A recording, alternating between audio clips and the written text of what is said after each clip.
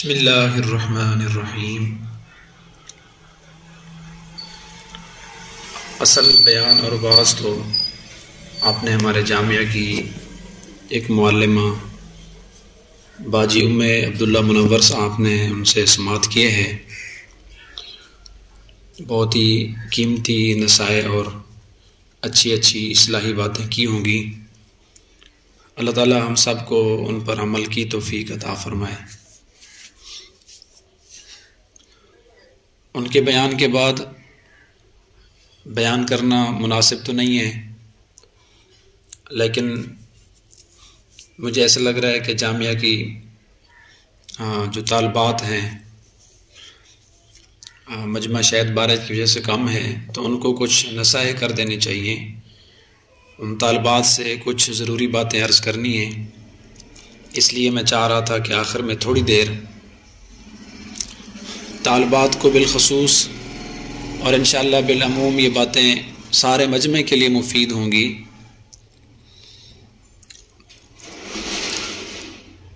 حضور صلی اللہ علیہ وسلم کی ایک حدیث ہے، اللہ کے نبی نے ارشاد فرمایا، یا تو عالم بن جاؤ یا طالب علم بن جاؤ، یا علم دین کو سننے والا، علم دین کی خدمت کرنے والا بن جاؤ، یا ان سے محبت کرنے والے بن جاؤ۔ ان چار میں سے کوئی ایک بننا، عالم بن جاؤ یا طالب علم بنو یا ان کی بات کو سننے والے بنو یا ان سے محبت کرنے والے بنو، پانچویں نہ بننا ورنہ ہلاک ہو جاؤ گے۔ پانچویں نہ بننا ورنہ ہلاک ہو جاؤ گے۔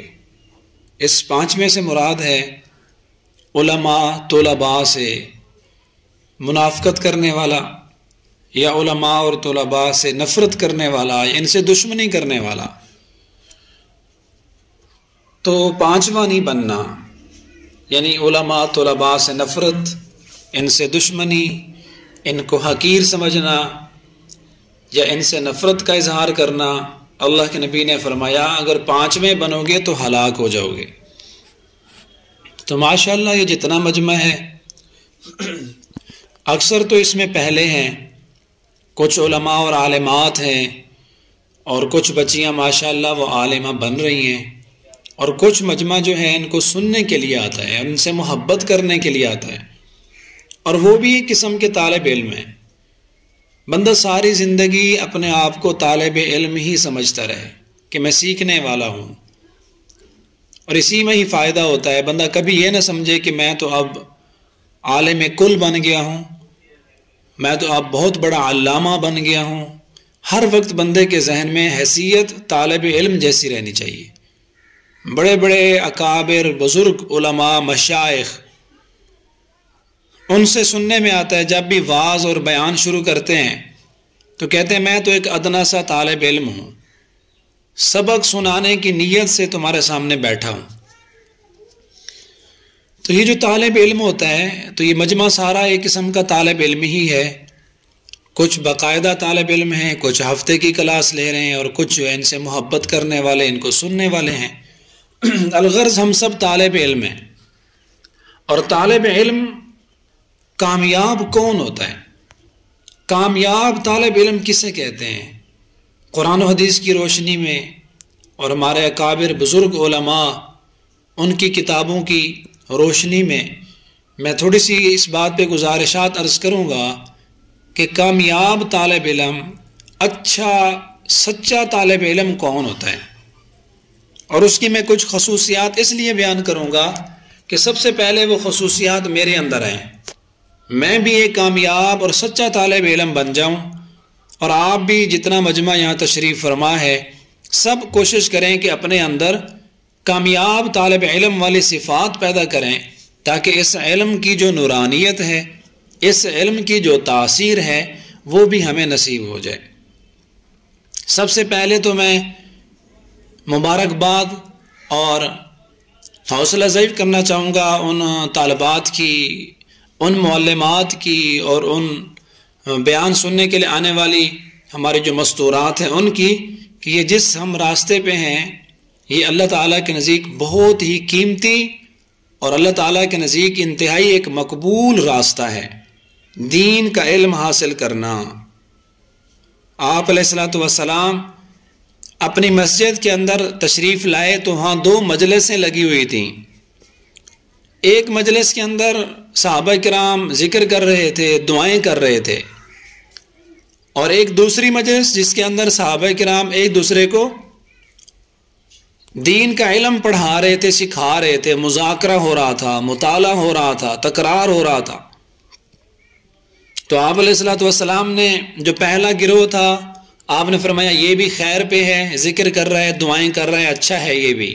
لیکن اللہ کے نبی دوسری مجلس میں آ کر بیٹھ گئے جس کے اندر علمی مذاکرہ تھا، جس کے اندر دین کے مسائل کو ڈسکس کیا جا رہا تھا، اور آپ نے فرمایا انما بعثت معلما، میں ان کے ساتھ بیٹھتا ہوں، میں معلم اور ایک استاد، سکھانے والا بنا کر بھیجا گیا ہوں۔ جو آدمی علم دین حاصل کرنے کے لیے نکلتا ہے، چاہے وہ مرد ہو یا عورت، بچہ ہو یا بوڑھا یا جوان، جب وہ علم حاصل کرنے کے لیے گھر سے نکلتا ہے، جیسا کہ آپ لوگ بھی آئے آج، تو اللہ کے نبی نے فرمایا وہ جنت کے راستوں میں سے کسی راستے پہ چل رہا ہوتا ہے، اللہ اس کو جنت کے راستے پہ چلا رہا ہوتا ہے۔ علم حاصل کرنے والا طالب علم، اللہ کے نبی نے فرمایا اس کے لیے دنیا کی ہر چیز استغفار کرتی ہے، حتی الحیتان فی جوف الماء، یہاں تک کہ سمندر کے پانی میں رہنے والی مچھلیاں بھی طالب علم کے لیے دعا کرتی ہیں۔ عالم کی اور عالمہ کی فضیلت ایسے ہے جیسے 14ویں کے چاند کی فضیلت ستاروں کے اوپر۔ کتنی بڑی شان ہے آپ کی، انبیاء کے وارث بن رہے ہیں، العلماء ورثۃ الانبیاء، اور انبیاء وراثت کے اندر درہم دنانیر پیسہ نہیں چھوڑ گئے، انبیاء کرام دین چھوڑ گئے، علم چھوڑ کر گئے، اور آپ اسی وراثت کو لے رہے ہیں۔ اور آپ علیہ الصلوۃ والسلام کی ایک اور حدیث، من یرد اللہ بہ خیرا یفقہہ فی الدین، اللہ جس کے ساتھ بھلائی کا ارادہ کرتا ہے اللہ اس کو دین میں تفقہ دیتا ہے، دین کی سمجھ عطا فرما دیتا ہے۔ اور یاد رکھیے جو چیز جتنی پرکشش اور قیمتی ہوتی ہے نا، شیطان کی دنیا کے اندر چوروں کی اس کے اوپر نظر بہت زیادہ ہوتی ہے۔ ایک معمولی اور عام سی چیز پڑی ہو، ہم اس کی حفاظت نہیں کرتے اور چوروں کی اس پہ نظر نہیں ہوتی، لیکن اگر وہ چیز پرکشش ہو اور قیمتی ہو تو چوروں کی اس پہ نظر ہوتی ہے۔ اسی طرح ہمارے جو طلباء ہوتے ہیں، آپ جو طالبات ہیں، شیطان کے نزدیک آپ اس پر بہت بھاری ہیں، آپ اس کے سامنے پرکشش ہیں، آپ کے اندر نورانیت آ رہی ہے، اس لیے شیطان کی طلباء اور طالبات کے اوپر بہت زیادہ محنت ہوتی ہے، بہت زیادہ متوجہ ہوتا ہے، کسی طرح طالب علم کو یا کسی طالبہ کو وہ دین کا طالب علم نہ بننے دے، اس کی سب سے بڑی کوشش یہ ہوتی ہے۔ اور اگر کوئی طالب علم بن گیا ہو تو شیطان کی سب سے بڑی خواہش یہ ہوتی ہے اور اس کی سب سے بڑی کوشش یہ ہوتی ہے کہ اس سے کوئی ایسی غلطی کروائے، اس طالب علم سے کوئی ایسا تکبر والا لفظ اس کی زبان سے نکلوائے، یا اس کے اندر غرور آ جاتا ہے، یا کوئی ایسی حرکت کر بیٹھتا ہے، یا کوئی ایسا ماحول بنا دیتا ہے کہ اس کی وجہ سے وہ طالب علم دین سے محروم ہو جاتا ہے۔ شیطان کی یہ سب سے بڑی چال ہوتی ہے داخلہ لینے کے بعد۔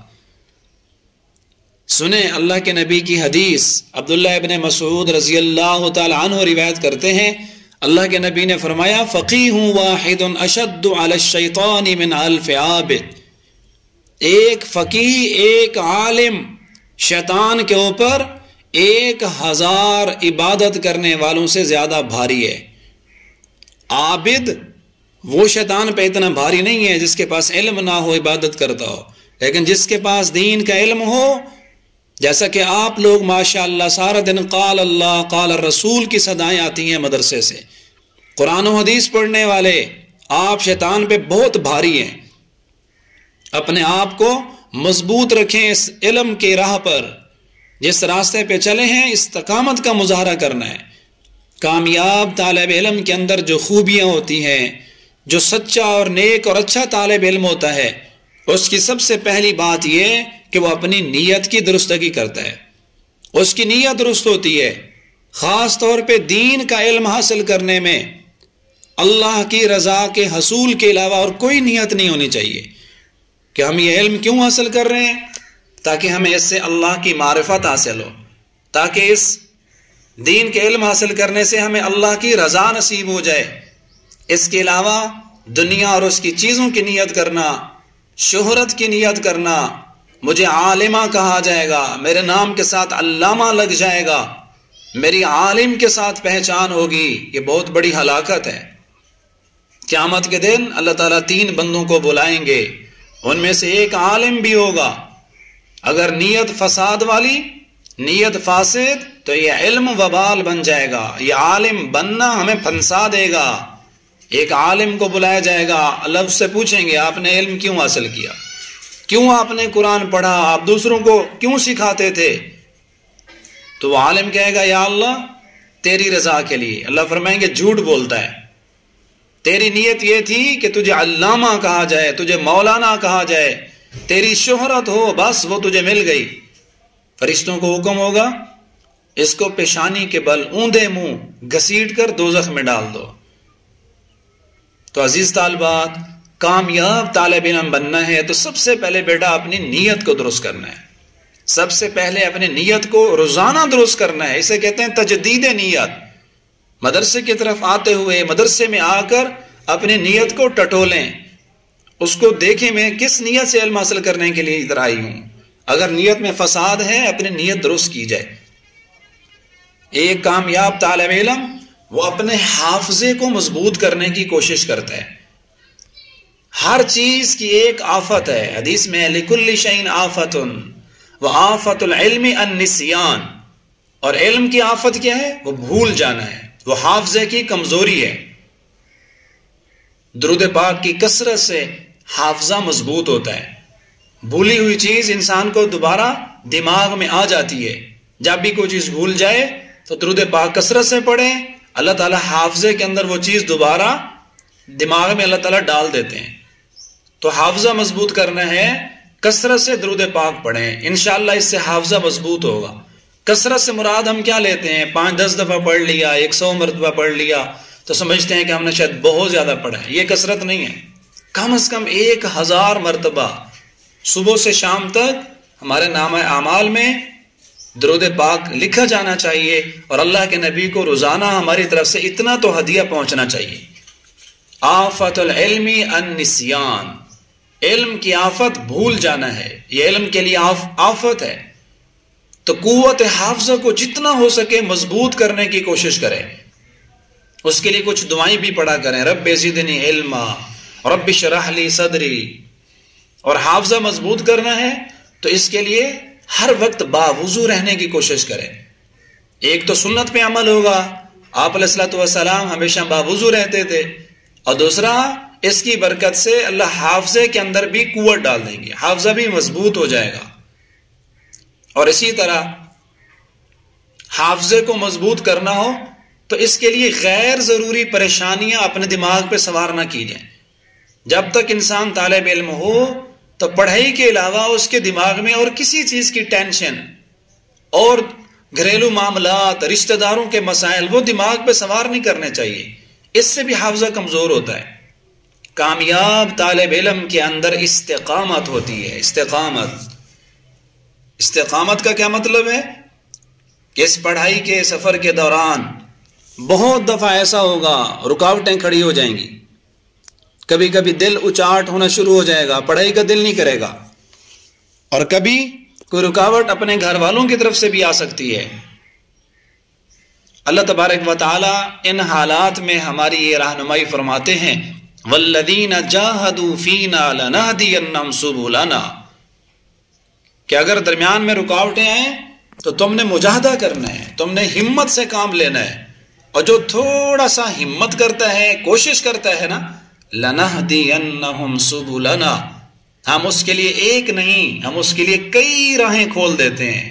ایک راستہ بند ہوتا ہے، اس کے جہد کی برکت سے، اس کی کوشش کی برکت سے اللہ تبارک و تعالیٰ اور کئی راہیں کھولتے جاتے ہیں۔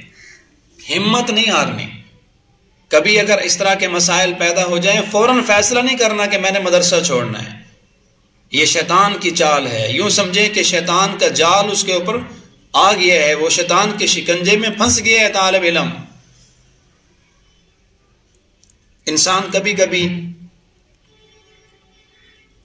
مدرسے کے اندر دین کا علم حاصل کرتے ہوئے اپنے دوستوں اور اپنے کلاس فیلوز کی وجہ سے پریشان ہو جاتا ہے، اور کبھی انسان بات کوئی بھی نہیں ہوتی، اس کے دل کے اندر محض اس علم سے بود، اس علم کی دل کے اندر حقارت آنا شروع ہو جاتی ہے۔ اور ایسا کیوں ہوتا ہے؟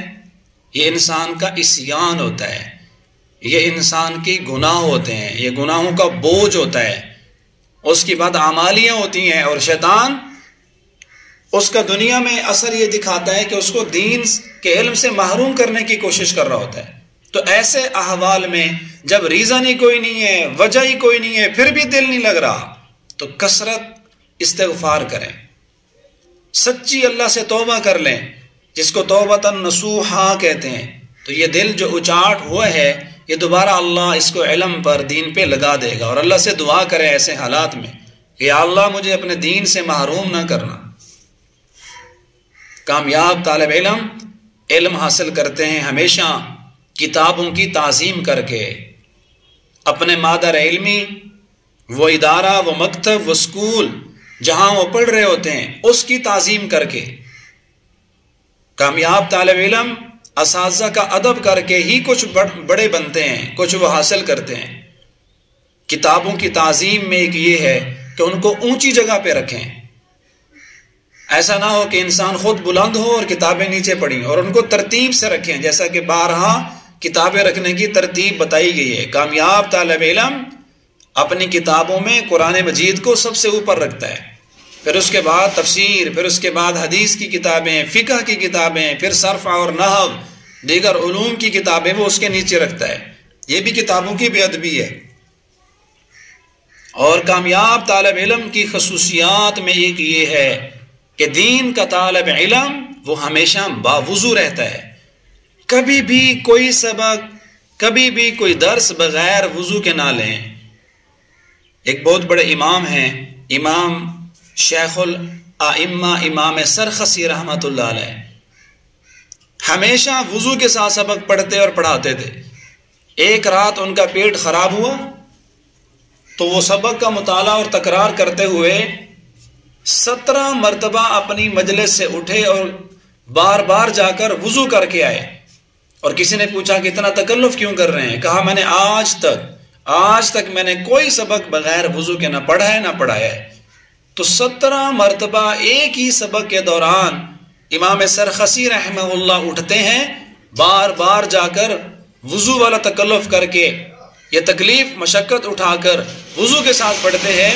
دین کی کتابوں کو، قرآن کی تفسیر کو، رسول اللہ کی حدیث کو، فقہ کی کتابوں کو بغیر وضو کے ہاتھ لگانا مناسب نہیں سمجھا اور گوارا نہیں کیا۔ کامیاب طالب علم وہ ہوتا ہے جو حاصل شدہ علم کے اوپر عمل بھی کرتا ہے۔ تو جو کچھ بھی ہم علم حاصل کر رہے ہیں اس نیت سے پڑھا کریں کہ میں نے اس پہ عمل بھی کرنا ہے۔ محض علم حاصل کرنا اور اس کے اوپر عمل نہ کرنا یہ بھی کا ہلاکت ہے، یہ بھی انسان کی بہت بڑی کمزوری ہے۔ ایسا علم تو وبال ہے۔ کیا خیال ہے ایک آدمی اگر جنگل کے اندر کھڑا ہو، اس کے ہاتھ کے اندر نیزے بھی ہوں، اس کے ہاتھ میں تلوار بھی ہے، اس کے ہاتھ کے اندر اسلحہ بھی ہے، کلاشنکوف بھی ہے، سب کچھ اس کے پاس موجود ہے، اور ایک جنگجو بھی ہے، طاقتور بھی ہے، اور اس اسلحہ کو چلانا بھی چاہتا ہے۔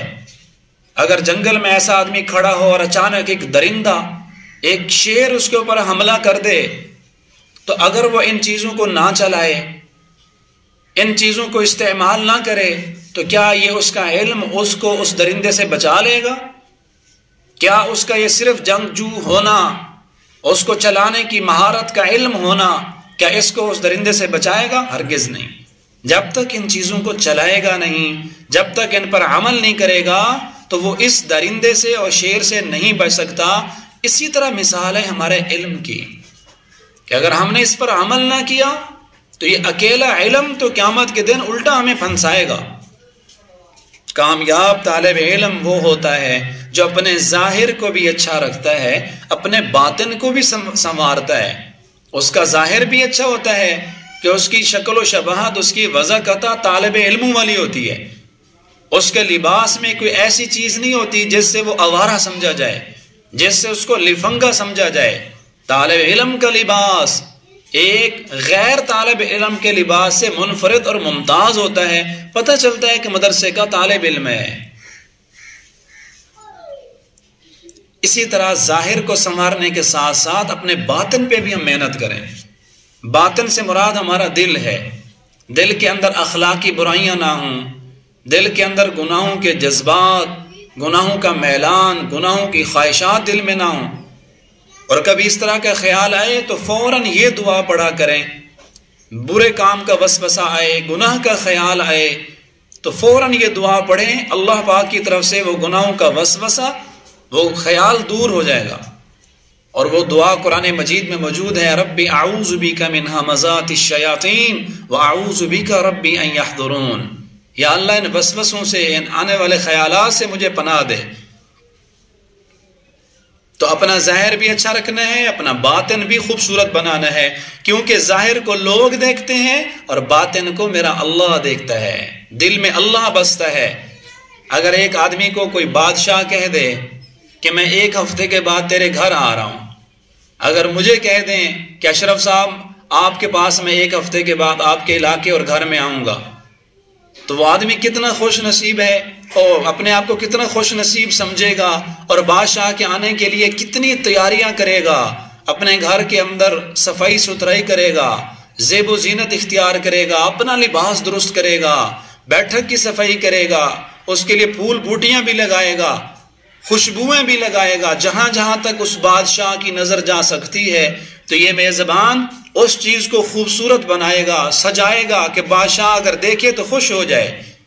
تو ایک بادشاہ کے آنے کے لیے ہم اتنی تیاری کرتے ہیں کہ وہ بادشاہ اس کو راحت پہنچے اور خوش ہو جائے، اور ہمارے دلوں میں تو اللہ بستے ہیں۔ تاجدار انبیاء، امام الانبیاء، سرور دو عالم صلی اللہ علیہ وسلم نے فرمایا، ان اللہ لا ينظر الى صورکم واموالکم، اللہ تمہاری شکلیں نہیں دیکھتا، اللہ تمہارے مال کو نہیں دیکھتا، ولیکن اللہ ينظر الى قلوبکم، اللہ تمہارے دلوں میں رہتے ہیں، اللہ تمہارے دلوں میں جھانکتے ہیں، وَأَعْمَالِكُمْ، اور اللہ تمہارے اعمال کو چیک کرتے ہیں، اللہ تمہارے دلوں کو ٹیسٹ کرتے ہیں۔ أُولَئِكَ الَّذِينَ امْتَحَنَ اللَّهُ قُلُوبَهُمْ لِلتَّقْوَى، اللہ نے صحابہ کا بھی امتحان لیا تھا نا، تو ان کے دلوں کو چیک کیا، ان کے دلوں میں تقویٰ دیکھا کہ پرہیزگاری کتنی ہے، دلوں میں اللہ کا خوف کتنا ہے۔ تو کامیاب طالب علم وہ ہوتا ہے جو صرف اپنے ظاہر کو نہیں سنوارتا، اس کو اپنے کپڑوں کی اور اس کو اپنے جوتوں کی اور اپنے چہرے کی، اپنے ظاہر کی صرف فکر نہیں ہوتی، وہ اپنے باطن کی بھی فکر کرتا ہے۔ کامیاب طالب علم وہ ہوتا ہے جو اپنے اساتذہ کے حقوق پورے کرتا ہے۔ استاد کے حقوق میں سے یہ ہے کہ استاد کے سامنے اونچا نہ بولا جائے، استاد سے پہلے نہ گفتگو کی جائے، استاد کی جگہ پر جب وہ غیر موجود ہوں نہ بیٹھا جائے۔ استاد کے ادب میں سے یہ ہے کہ عاجزی کے ساتھ پیش آیا جائے، استاد اگر کہیں مصروف ہیں ان کے آنے کا انتظار کیا جائے، اور اپنے استاد کو جس سے علم حاصل کیا جا رہا ہے ہر اعتبار سے، اذیت سے، تکلیف سے ان کو بچایا جائے۔ کسی بھی طرح اپنے استاد کو زندگی میں کبھی بھی تکلیف ہماری طرف سے نہ پہنچے، ورنہ آدمی جو طالب علم استاد کو اذیت پہنچاتا ہے وہ علم کی برکات سے، علم کے انوارات سے، روحانیت سے وہ طالب علم محروم ہو جاتا ہے جس نے اپنے استاد کو اذیت دی، چاہے زبان سے، چاہے قولاً، چاہے عملاً۔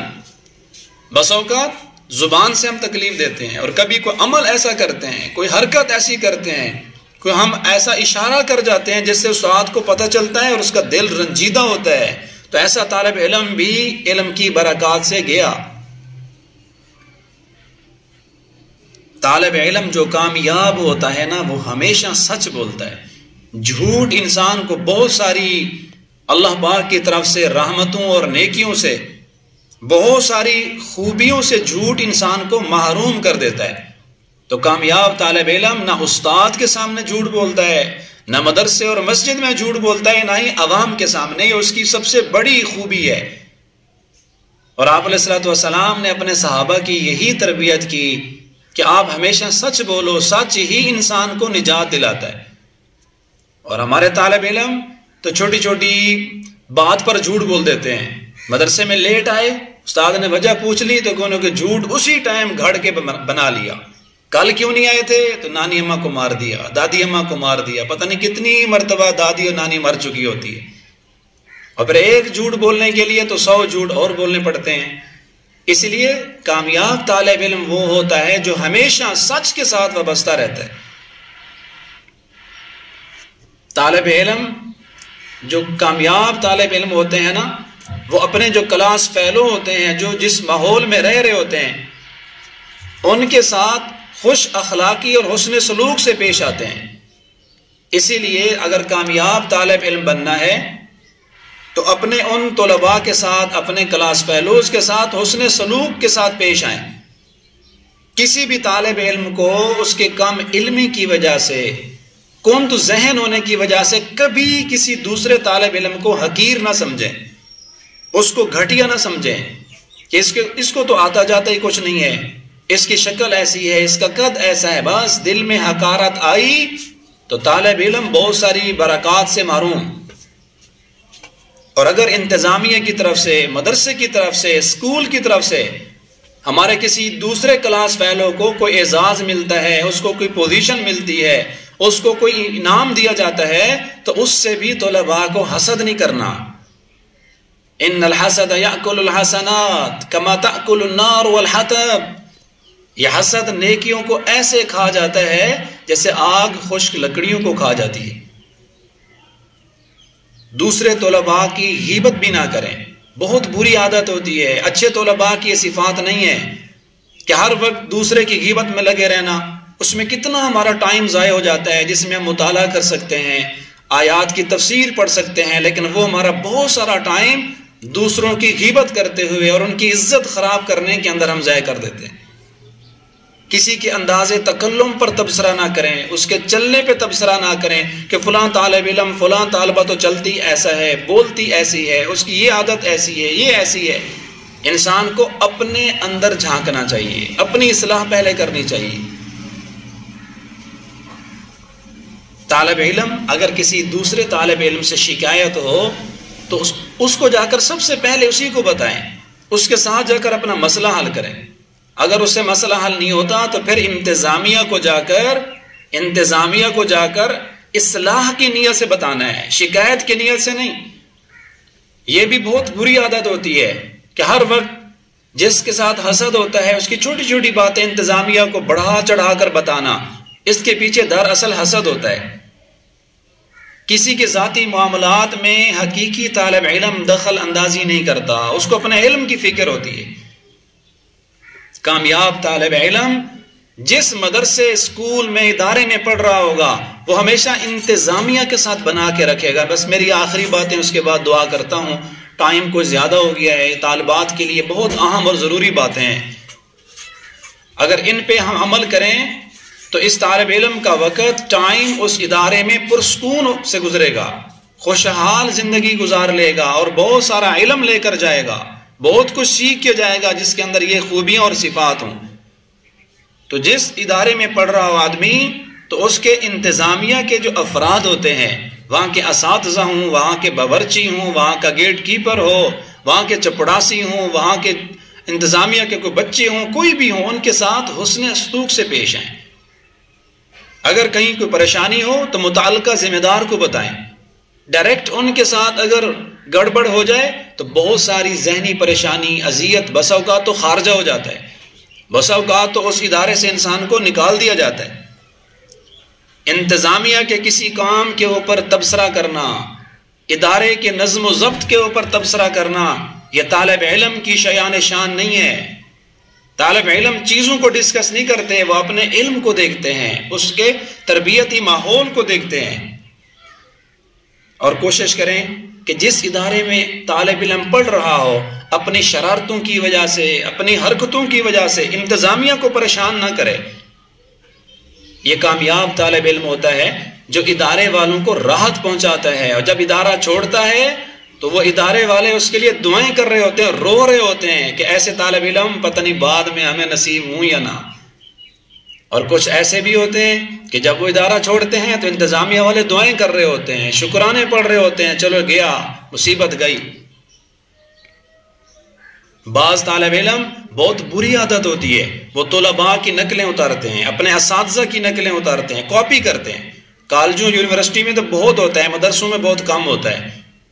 تو کسی استاد کی، انتظامیہ کے کسی فرد کی نقل اتارنا، یہ انسان کو دنیا اور آخرت کے اندر تباہ و برباد کر دیتا ہے، تباہی کا سبب بن رہا ہوتا ہے جب بندہ کسی کی کاپی کر رہا ہوتا ہے۔ حضرت عائشہ رضی اللہ تعالی عنہ اپنے گھر میں تشریف فرما تھی، ایک خاتون آئی، چھوٹے قد والی تھی۔ جب جانے لگی تو حضرت عائشہ نے یوں ہاتھ سے اشارہ کیا کہ یا رسول اللہ دیکھو، ٹھنگنی سی تو تھی، چھوٹے قد والی تھی۔ آپ نے فرمایا عائشہ، آپ نے ایسا جملہ بولا ہے کہ اس کو اگر میں سمندر کے پانی میں بھی ڈال دوں نا وہ بھی کھاری ہو جائے گا، سمندر کا پانی بھی کڑوا ہو جائے گا۔ ایک مسلمان عورت کے بارے میں آپ نے اتنا کہہ دیا کہ وہ چھوٹے قد والی ہے، اتنا غلط جملہ بولا ہے آپ نے، سمندر کا پانی بھی کڑوا ہو جائے گا۔ اللہ تبارک و تعالیٰ سے دعا ہے کہ اللہ ہم سب کو کامیاب طالب علم کی جو صفات اور خوبیاں ہیں اللہ تعالیٰ ان کو اپنانے کی توفیق عطا فرمائے۔ آخر میں چند ایک باتیں طلباء اور طالبات سے کہ جب آپ گھر جائیں اپنے گھروں میں جا کر بھی دینی ماحول بنانے کی کوشش کریں، اور چند ایک باتیں میں عرض کرتا ہوں جس سے آپ کے گھر میں بھی دین کا ماحول بنے گا، جس سے آپ کے گھر والے بھی سمجھیں گے واقعی ہماری بچی، ہمارا بچہ واقعی عالم یا عالمہ بن رہا ہے۔ اگر گھر والوں کو ہم مطمئن نہ کریں تو بسا اوقات گھر والے بھی رکاوٹ بن جاتے ہیں کہ الٹی پلٹی حرکت ہوئی تو سب سے پہلے گھر والے کہتے ہیں جامعہ میں یہی پڑھایا جاتا ہے، ادارے میں یہی تعلیم دی جاتی ہے، پھر نہ جاؤ۔ اس لیے کامیاب طالب علم اساتذہ کو بھی مطمئن رکھتا ہے، انتظامیہ سے بھی بنا کے رکھتا ہے، اور اپنے گھر والوں کو بھی مطمئن رکھتا ہے۔ گھر میں جب جائیں آتے اور جاتے وقت سلام کریں، والد یا والدہ سامنے آئیں تو تعظیماً ان کے لیے کھڑے ہو جائیں۔ دن میں کم از کم ایک مرتبہ تو اپنے والد اور والدہ کے ہاتھ کو ضرور چومیں، ان کے ہاتھ کو بوسہ دیں۔ بچپن میں پتہ نہیں والدین نے اپنی اولاد بچے کو کتنی مرتبہ چوما ہوتا ہے، کبھی یہ عمل کر کے دیکھیں والدین کے دل میں، ان کے کلیجے میں کتنی ٹھنڈک پڑے گی جب والدہ کے ہاتھ کو محبت سے چومیں۔ والدین کے سامنے دھیمی آواز سے بولیں، سمجھا جائے گا ہماری بیٹی کچھ بن رہی ہے، اس کی آواز میں عاجزی ہے، آواز پست ہے، آواز بلند نہیں ہے اس کی۔ جو کام ذمہ لگائیں اس کو فوراً کریں، ورنہ سب سے پہلے یہی کہا جائے گا عالمہ تو ہوتی ہی فارغ ہے، ان کو تو کچھ دنیا کا پتہ ہی نہیں ہوتا، وہ کسی کھاتے کی نہیں ہوتی۔ خاص طور پہ والدہ محترمہ، اگر وہ گھر میں کوئی کام کر رہے ہوں ان کے ہاتھ سے کام لے لیا جائے، اور اگر گھر کے اندر کبھی ڈانٹ پڑ جائے والد والدہ بھائی کی طرف سے تو ریپلے نہیں دینا، اس کا جواب نہیں دینا، اینٹ کا جواب پتھر سے دینے کی کوشش نہیں کرنی۔ کیا کرنا ہے؟ ڈانٹ پڑ جائے سمجھا دیں، صبر صبر صبر، بس صبر سے ہی کام لینا ہے۔ اگر یہ کام ہم گھر میں کریں گے تو ہماری نیک نامی بھی ہوگی، آپ کے ادارے کی بھی نیک نامی، آپ کے اساتذہ کی تعریفیں کہ ماشاءاللہ بہت اچھا ادارہ ہے، بہت اچھی تربیت ہو رہی ہے۔ اللہ تعالی ہم سب کو کامیاب طالب علم بننے کی توفیق نصیب فرمائے، اور جو کچھ میں نے گزارشات عرض کی ہیں اور اچھے طالب علم کی خوبیاں اور صفات میں نے بیان کی ہیں، سب سے پہلے اللہ مجھے، پھر آپ سب کو اور تمام طالبات کو اللہ تعالیٰ یہ صفات